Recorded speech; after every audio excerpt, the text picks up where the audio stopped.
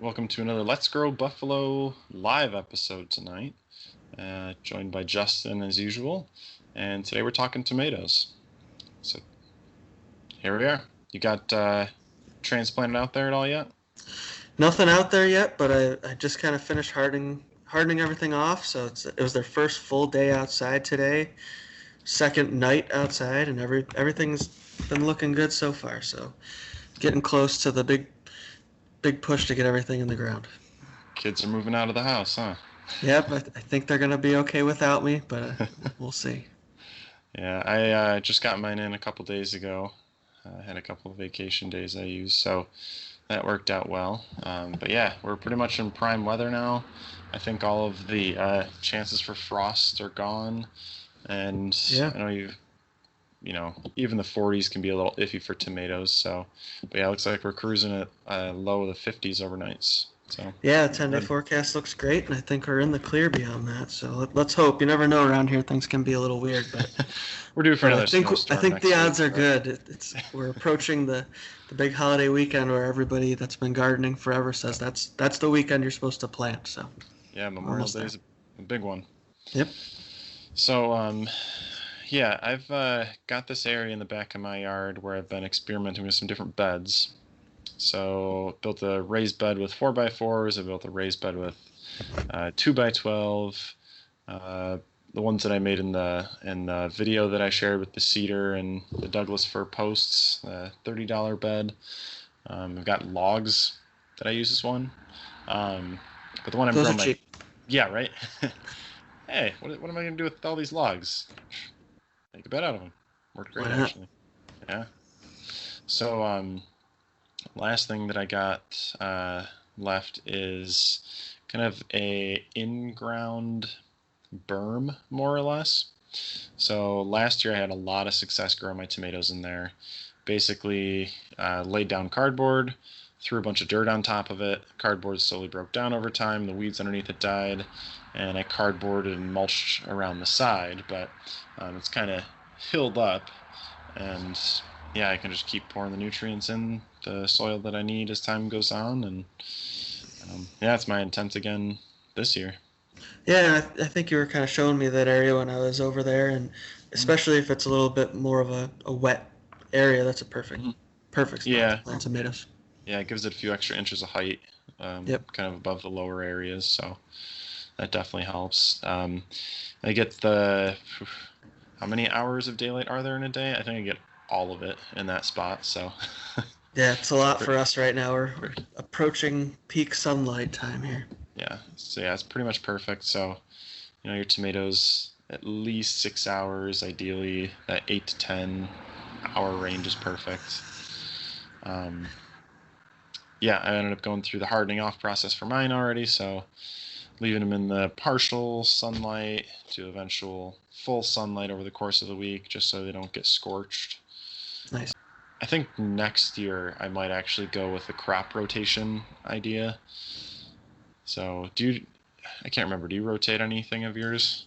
I try to as much as I can, but there's certain areas that I just kind of have set up for certain crops. So I try to replace the nutrients somewhat by adding some organic fertilizer, but yes, I rotate what I can, but there's certain areas, especially certain crops you just want a lot of. Like tomatoes, my 5 beds, I use a whole bed pretty much just for tomatoes. So I don't have the flexibility to break things down into like 10 groups and consistently rotate everything, which would be ideal. But yeah, even like little bits of rotation, if I can, kind of swap.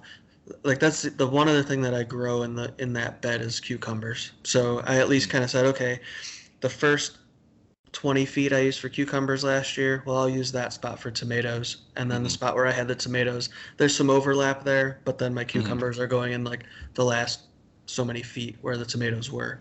So at least it's a little bit of a rotation. But and I also try to work in some cover crops, like some nitrogen fixing things, either around them or at times where I don't have other things growing. So trying to keep different things growing there all the time, but it's not a perfect system by any means. Yeah, for those of you who aren't too familiar with the crop rotation idea, essentially, I guess the the biggest issue is pest disease. If their plants are constantly in the same area, then there's a higher chance that you're going to essentially contaminate the same crop. If it's only there once in a while, then it's not going to be as big of an issue. So this plant family, we're talking not only tomatoes and peppers, but eggplants and potatoes. It's the other kind of oddball one in there. So yeah, and I would say for sure, like if I were to have a problem with some sort of like soil-borne disease in my tomatoes, I'd make sure to be like, okay, we're not going to put tomatoes here next year. I'm going to have to totally rethink this and move it. And as far as I can, even though my space is limited, I'd move it to a different bed and hope that I have better results. But yeah, being that I haven't seen that, I haven't felt the need to yet. But you never know when those kind of things are going to come blowing in. So yeah. All right. So real quick, just as a review for you guys. So I'm only really familiar with planting determinate tomatoes. So determinants means that it's going to have a determined height and size and fruit bearing period. So in this case, I'm going to have a 2 to 3 foot tall plant. It's going to be more like a bush rather than a vine. I'm looking for a small harvest window. I want all my tomatoes to come in at once. That way I can make batches of sauce or salsa or whatever. And typically there's no cage or no post stakes really required for it. But I use them anyway, just to keep some of the leaves off the ground. So yeah, it helps keep things organized. I mean, they're gonna try to move around, especially maybe towards the light, or just they'll get tall and they'll want to flop over. Like it never hurts to have a support, but they're not as necessary with that style. Yeah, and it's the one that I could see get away with a tomato cage. From the sounds of it, everybody hates tomato cages, the ones that you find in the store. So I use a net system, right? Yeah, so I use a trellis netting. It's like a 7-inch square netting. It's about, I think it's 5 or so feet tall, and it's as long as my bed, so it's about 50 feet long. And I just use some T-posts to secure it and keep it nice and tight, and then my tomatoes will just grow up that. Yeah. But I agree with the sentiment on the tomato cages, at least those ones that are like $1 that have those really cheap welds on them, and they usually break within the first year or so. But I have found some nicer ones. I found it was like a more of a triangular shaped thing, and it had some sort of green coating on it that seemed to hold up a little bit better. But yeah, I find, especially if you're trying to cover a large area, this trellis netting that I use, I forget the exact name of it, but it's pretty inexpensive, and you can cover a large area pretty quickly, and it works out really well for me. Yeah, especially if you're building a raised bed and you have it filled with a lot of really soft, spongy soil, then you put a cage in that, the cage is just going to flop over too. So yep, that's a good point. Yeah, but yeah, I use it. It helps keep some of the plant up higher, especially when you start getting a lot of heavy tomatoes. It could start pulling it down, and you don't want really the leaves or the tomatoes in contact with the soil and get diseased. So yep, for sure. All right, so I'm going to go into explaining my bed prep here. So I'll actually show you guys. I kind of filmed my planting process, and I'll just kind of dub over it here. So like I said, I have more of like a berm in-ground setup. So what I do is I add a couple inches of compost. So actually I got probably like 25% peat moss, 25% leaf compost, 25% mushroom, and 25% manure. Kind of mixed all that together to make sure I maintain that nice fluffy soil that I've got. And added a little bit of fertilizer in there too. So you can just get like your standard Miracle-Gro stuff. You can get Espoma, right? That's the other kind that use the organic. Like the Garden Tone, Plant Tone. They have like a series of organic fertilizers that are sort of a combination of different like meals, essentially alfalfa meal, blood meal, bone meal, feather meal, things like that. That are a good organic option. That's what I use for my bed prep. Yeah. So yeah, you go ahead and spread that in, mix that in for a couple inches. Another thing that I like is, I do a lot of composting, so the one thing that doesn't work too well is eggshells. They are great for your compost, but at the same time, they don't really break down. Um, so the method that I've used here in this video is that I'm essentially um, taking these eggshells, saving them up for a couple weeks, putting them in the oven at like a really low temperature to kind of cook off some of the organic matter. And that just leaves me with the inorganic matter, which is a lot of calcium.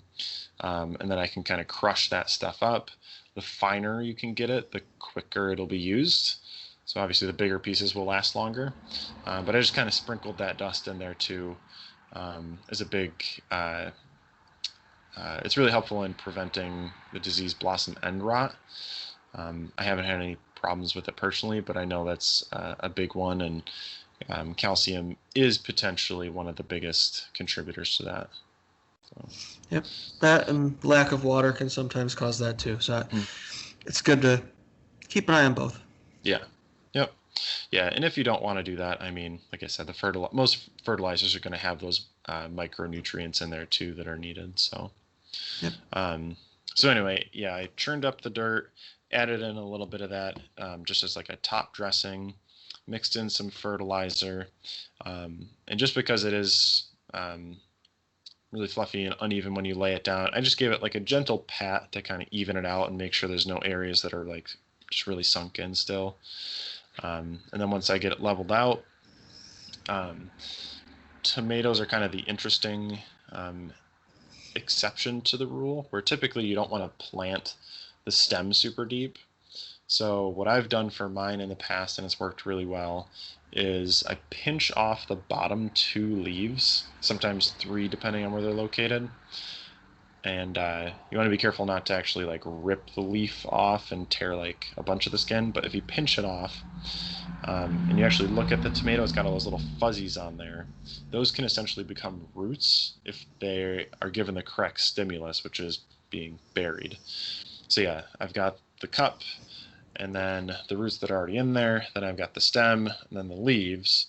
So what I do is I rip off a couple of the leaves and then I bury everything that's in the pot and some of the stem under the ground, which will get me a deeper root quicker, and in theory is going to help me pull up those nutrients, pull up the nutrients and pull up the water faster, and hopefully help the tomato plant itself be healthier. Yeah, I've noticed with mine a lot of times too, especially those first couple leaves, those like original like cotyledon leaves that are formed, they're starting to get kind of yellow, or they're starting to kind of die off anyway. So I haven't pinched them off myself. I usually would use like honestly just like a pair of scissors, just cut them off. But yeah, I think that's a good idea to do that as well. So yeah, get those in, pack in so there's not like a ton of extra airspace.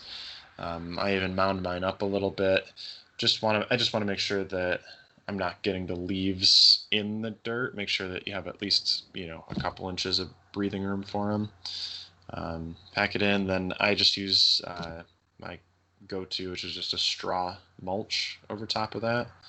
Water them in, and that's pretty much it.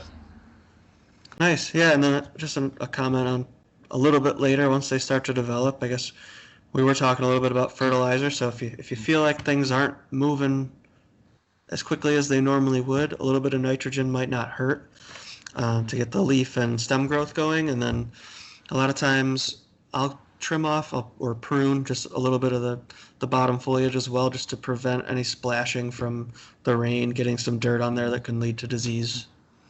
Yeah, I definitely noticed that before too. So like once my tomato plant gets to like its full size, I'll sometimes trim the bottom ones because the bottom leaves are starting to look a little yellow.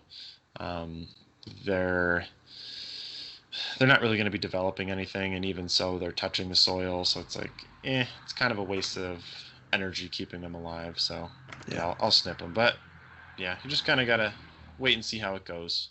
Yep. So well, no, yeah, and you said you grow a lot of or all determinate varieties. yeah, I've done like 3 years now of determinants. I'm not super experienced with indeterminates. Yeah, I'm one of those weird people that doesn't really like tomatoes, but love every tomato product in the world. So, I definitely used to be the same way. yeah. Since I've been gardening, I have grown an appreciation for some of the, especially like the cherry tomatoes. Some Hmm. of them, like when you pick them off the vine and you just eat them right out there, like they just Hmm. have such a depth of flavor that I never would find in, store-bought tomatoes in the past. Yeah. So I do like both. So I grow some indeterminate varieties, and the big thing there is just keeping them under control because they'll sort of just exponentially grow in all directions. If you Hmm. want to sort of limit growth in certain ways, you can start cutting off the suckers, which we can get into another time. But basically, it's you'll have like a leaf stem that's going horizontally, and you'll have a sucker that comes up at a 45-degree angle, and Hmm. that's essentially a whole new tomato plant. If you wanted Yeah. to, you could break that off, stick it in some water, it would root itself, and then you could Hmm. plant it somewhere else. But yeah, I like both types, but I am planning a good mix of both for myself this year. I guess one of their troubleshooting problem that I have that I've had in the past is with the flesh of the tomato cracking. Yep. So, um, if you have a lot of uneven moisture, so like if you get like a huge rainfall and then you ignore it and you don't water your plant for another week, and it just kind of goes in and out of this cycle, it can make it more susceptible to that actual cracking. So you go to water it, the plant's like, oh, water, this is great. And it starts sucking it up. It goes right to the tomato, and then the skin on it actually bursts. So you might want to go ahead and use it when that happens, if that happens. Hopefully it's red by that point in time. Um, but yeah, you want to make sure you're evenly watering your plants and you're not going overboard.